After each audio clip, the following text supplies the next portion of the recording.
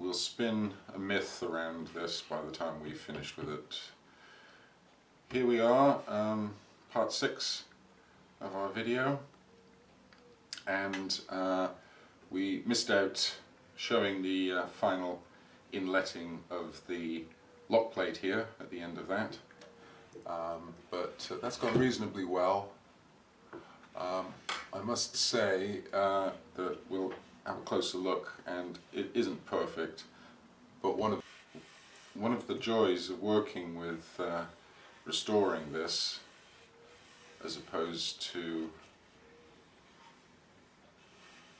other types of firearm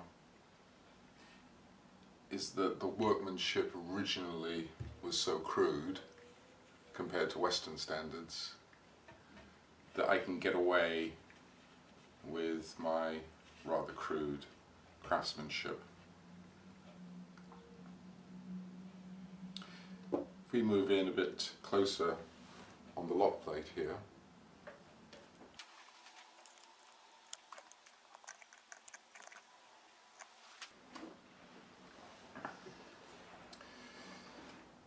it fits snugly.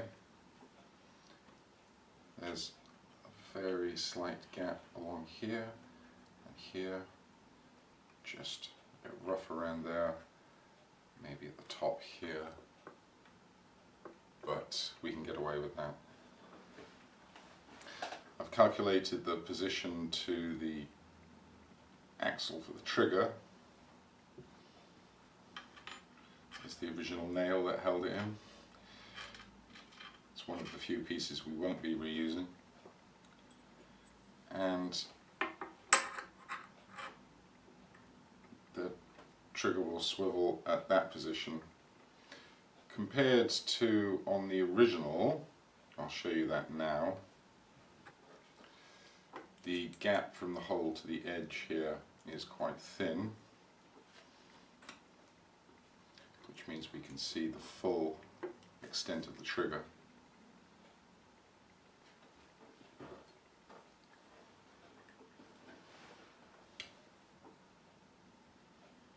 From the center of the hole to the edge is only that much.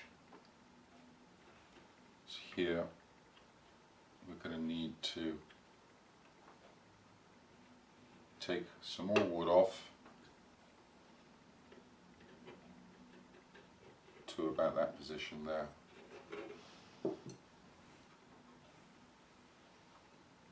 So there's some fine tuning along this edge here with the cutout that needs to be done. Also, I don't know if you can see in the light, but there's a definite contour here which is part of the characteristic of this piece that we really want to bring over into this, which means we're going to want to bring similar around here. So we need to adjust the cut along here and do a little bit of carving to get the contour around there. So in order to make our hammer, I'll be able to cut it out of a flat piece of steel, and there'll be less sculpting to do on it, therefore less filing. It will typically be longer than maybe the hammer might be on a different design, and we'll try and make it quite unusual and elegant. This will have to have a hole drilled in it and a square piece of metal to match the square of this pinion here. Will be hammered through when this is heated up to a cherry red colour. We'll heat it up with the oxyacetylene and then hammer a square peg into a round hole, so to speak, and square that off. The orientation of that though is quite important, so we'll first of all start with a big triangle of steel where we can approximate the hole, and then later on we can put it in position and assess where we cut for the face of the hammer in relation to the nipple.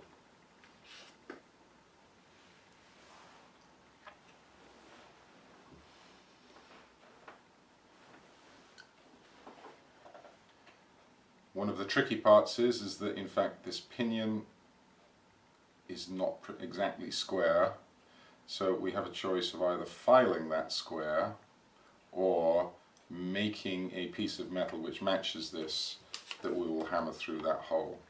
Still thinking about that, maybe work that out as I go along.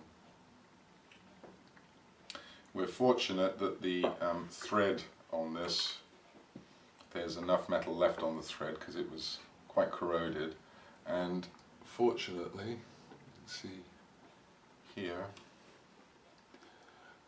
this is a Meccano nut, and the thread of a Meccano nut screws on there quite nicely and quite tightly. So I know I can at least access something with the correct size thread, and I'll maybe use this one, or I might have a bigger one in my collection of nuts and bolts to hold the hammer on. The top bit here needs a little bit more shaping in order to have the cover fit snugly, but we're getting there.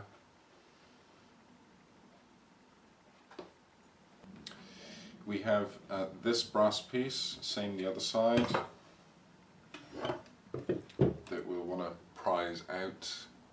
That will mean grinding down that nail. We've got nails to grind off of here, here and here, a couple here, and a couple here to get all of these pieces off. We've got this section with some nails as well we need to grind off. So there's still a little bit of dismantling to do on the original. And then we'll have to inset these flower-shaped brass inlay pieces. So we won't do any more finishing. This needs more work on it, but there's no point doing anything until we've we've successfully inlet that in on both sides. On here as well.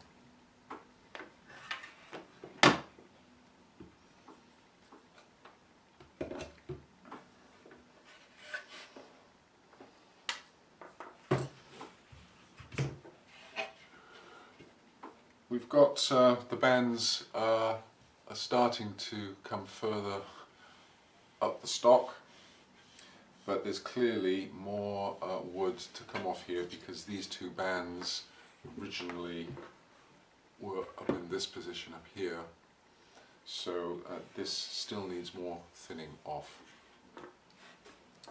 Our difficulty with the ramrod, I think it'd be cured. Have a look at this picture that we looked at in the last video.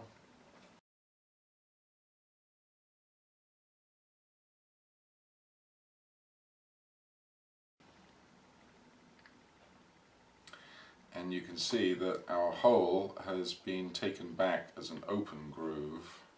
So we can open up that hole back here, which means we can get the ramrod in more at an angle to get around the swamped muzzle, and then we can use some brass work to secure that in a similar way. And if you look at the picture side on,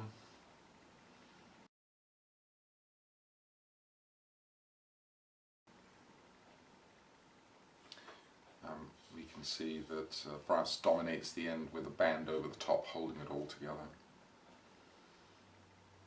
So it's in restoring the thing that you start to understand why certain features seem to appear on this. I suppose it's form follows function in many ways. The nature of this shape is based on gradually hammering these on. The ones that we've looked at pictures of is that the spacings between the barrel bands tend to vary as you go up the length of the stock and barrel, and that's because these are being wedged on and the whole thing is done by trial and error.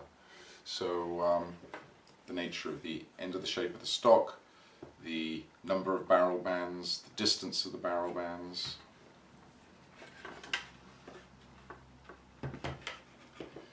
the use of brass around here and sticking the wooden piece on the end. We can see all arises out of protecting this wood from splitting across the grain.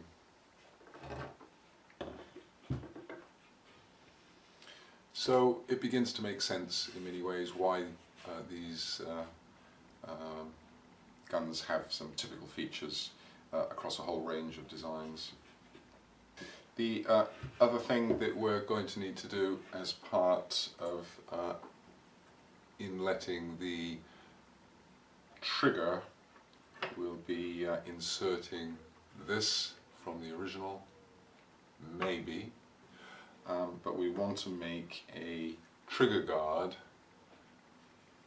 and we want to make it out of, I'm going to make it out of brass, and I want it to come quite a long way down the stock in order to add some strength to this, in order to stop it splitting across the grain here. I'm really worried as I'm working on it that there's the potential for it to snap here, so I need to be really mindful when I'm supporting, when I'm cutting, when I'm sanding, that this is supported across here to stop that splitting across the grain. This is a weak point. The quicker I can get a trigger guard made and screwed into here, the quicker this is supported. And the final shaping of this should be with regard to the trigger guard, but as we said, we're going to need to cut some off of here first to get to the position where the trigger guard will go. So let's move on to looking at the hammer, and the trigger guard will go off to the workshop. Let's head that way.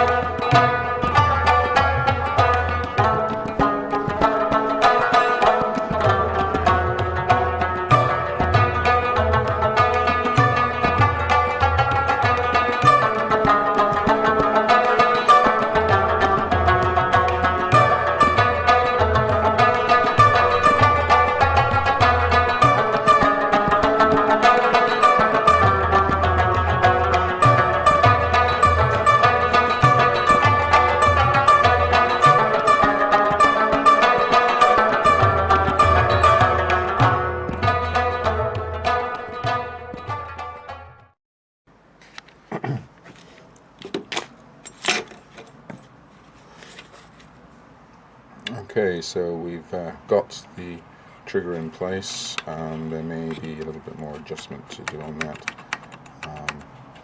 but it fits in with the lock in position flush. We've made 2 hammers because there's a good chance I'm going to mess it up, so should have a second one ready just in case. It makes the effort a little bit easier. And this is our trigger guard with some screw holes already put into it, because once it's bent it's going to be very difficult to drill any holes into it. So between these 2 and this, we can now get onto the oxyacetylene because we need some temperature. This here is a punch that I've made, which approximately matches the square of the pinion here, and this is made out of a bit of spring steel, which I've hardened, and so we'll heat these up red hot and then punch that through. First I need to check about the configuration of the square, that the configuration is right. So we've got our first hammer there. Oh, that one's quite hot still.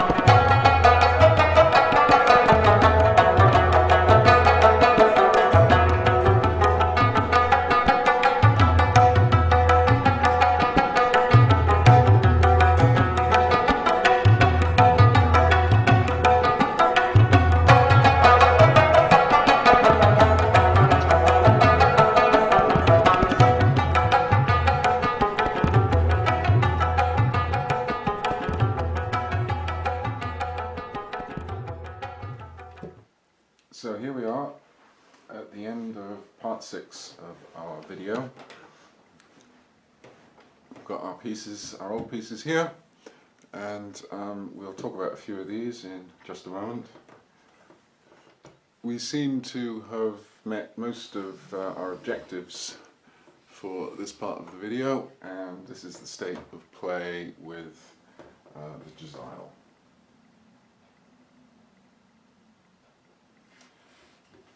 The hammer has reached an advanced stage, but it's far from finished. I find myself, as I'm making a piece like this, getting into the head of the original maker, what was available tool-wise, and as we've seen from the video, there's an awful lot of grinding and drilling when I make one of these, maybe using tools that the original maker wouldn't have had, but eventually it comes down to hand filing. We can see that the trigger, the face of the hammer needs to move in that direction in order to center over the nipple, which means we're going to have to shave a little bit more off the back side of this and bring the hammer over just slightly in this direction. One of the problems that causes is that this here is now, when you cock it, that the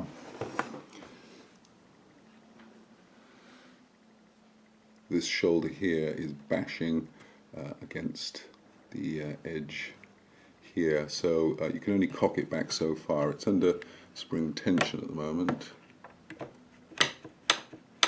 but you can't even get it to the half cock position at the moment.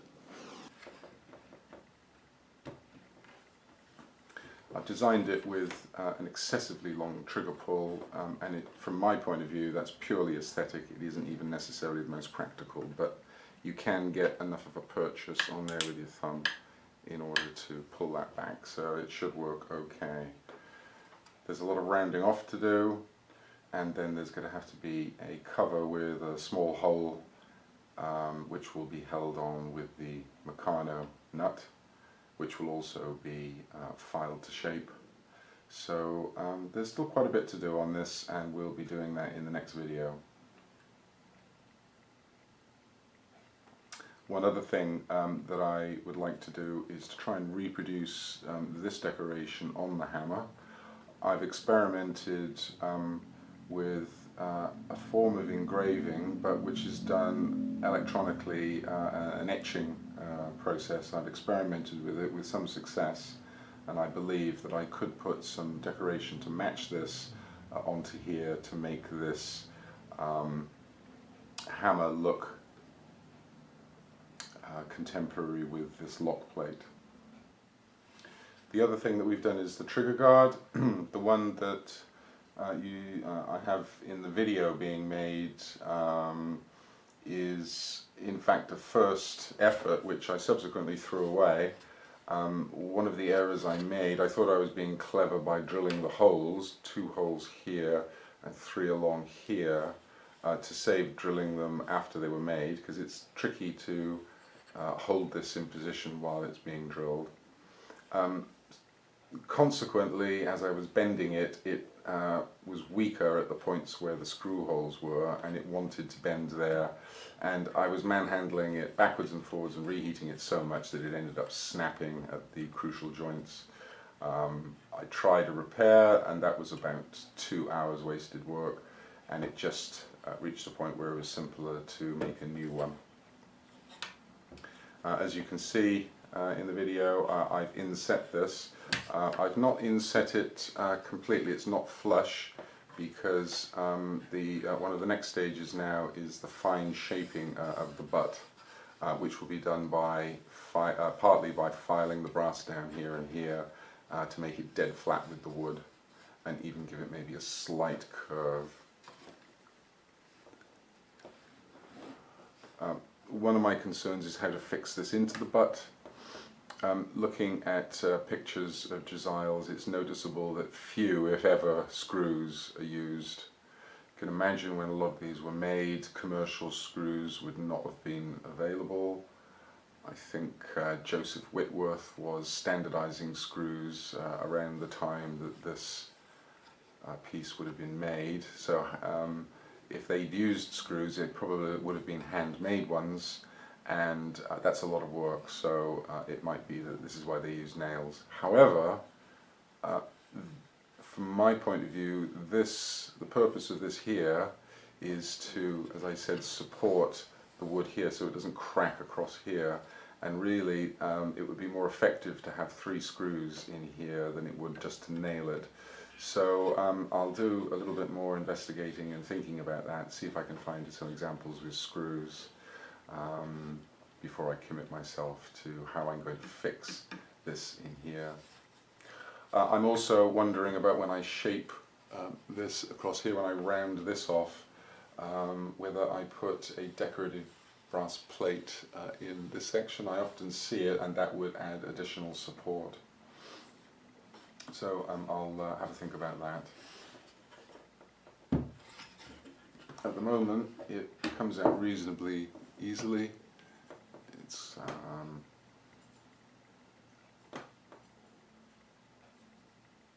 again, you get a sense of the original maker of an item like this.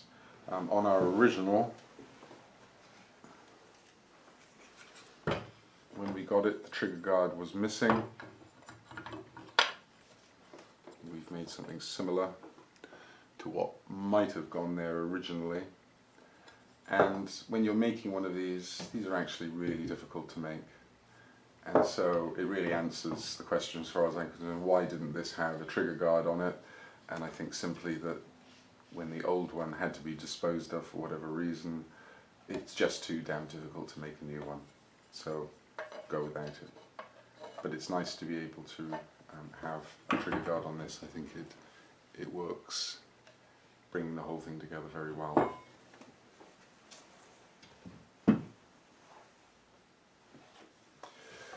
So with one thing and another, we're actually at what I would call the fun stage of doing this, because the bulk of the hard work has been done, and it's all now about detail, decoration, and fine finishing.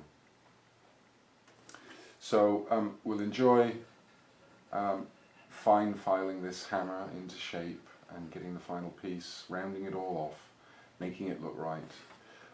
Because this is made out of mild steel, it isn't ideal, and it may be subject to some kind of stresses if it's used. Really, a piece like this shouldn't be fired against the nipples, so it probably isn't a problem, but I may have a go at hardening this off, so that's one thing that we'll have a look at. So when it's finally modelled, we'll harden and then temper this to give it a little bit more strength. There's lots of fine filing to do on this. I want to round off this rather brutal square edge, and I'll round it from the outside. One of the issues is that the size of the trigger guard is actually preventing the trigger pull going fully back, and I've decided that I'll shave something off of the bottom of the trigger. It won't take very much in order we can get a full trigger pull. The alternative is to heat the trigger up till it's hot enough to maybe just bend the trigger up a little bit. So that's another thing that could be done, we'll see. I'll also take the opportunity to do some decoration on the trigger guard. We've got the decoration on the barrel band here. I'm going to make a punch which will reproduce some of this, and then we can do it for our other barrel bands, and we can also do it on similar decoration on our trigger guard and on the plate that we put here. There's still a bit more to do on this, and one of the things that will be coming up in the fine work that we'll be doing is what to do with this here. What we've got here is where the cap will go. Here it is. There's still quite a lot of repair that is needed on this broken piece. What I think I'll do is make a brass piece, like a frame, make it decorative so I can cover these rather badly placed holes here, and maybe cover this hole here, and I'll put a little sliding gate with a little decorative handle so you can pull the gate back, and then through this slot here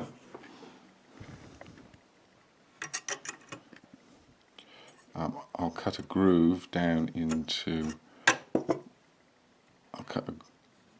a groove down in here, deep enough for some percussion caps to sit in, and we can have a little sliding gate and somewhere to keep percussion caps. That might be a nice little feature. Another thing that we've got to do is we want to tidy up what's happening with the trigger down here and set this piece back in. So it'll have to come in somewhere underneath the trigger guard there. So that's to be fiddled around with. And if we are to use some screws into here, maybe use some steel screws like this, but refile the cutting threads to make it look like a handmade screw.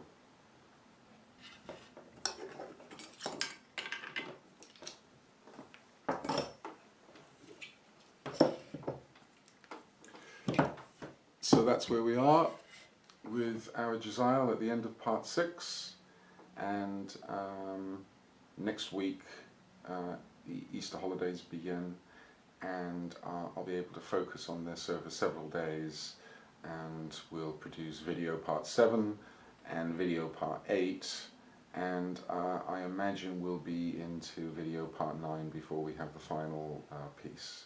Bearing in mind we've got to still do all of the wood finishes, take the other pieces off, inset our flower in here, do the barrel bands. So there's still quite a lot to do. The other thing we'll need to do is to produce a long cover for the stock, which will go all the way around, so a long piece of brass, decorated similar to these. It'll have a band that'll go over the top of it, over the top of that cover, to keep it in position. But it means, as in the picture we were looking at earlier, it means we'll be able to cut this section out, and that'll give us a better angle for the ramrod to go in. There's a little bit more cutting, I think, to do on the inside groove of here. One, to give the ramrod a little bit more room, and also to make sure that when we put the barrel bands on, it's still creaking. And when we put the barrel bands on, we don't split the stock. That is something that would be a real shame after all the work we've done. So, a close-up of the gun in its entirety at the moment. The barrel end, as we said, we've still got the ramrod to come out of here. We've got barrel bands to make another 4, maybe 5.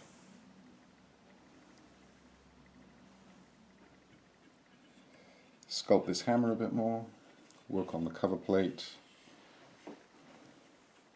shorten the trigger slightly, file this down more decoratively, work out how to fix this into the stock here, make a cover for the top, fix that in there, insert the brass flowers from the original stock and put the brass covers on here. Finish fine sanding and rounding everything off, sculpting that bit there, and then fine finishing all of this, and then look at the final finish. But that's where we are to date. So this is where we are to date. Check in for episode 7. Bye bye for now.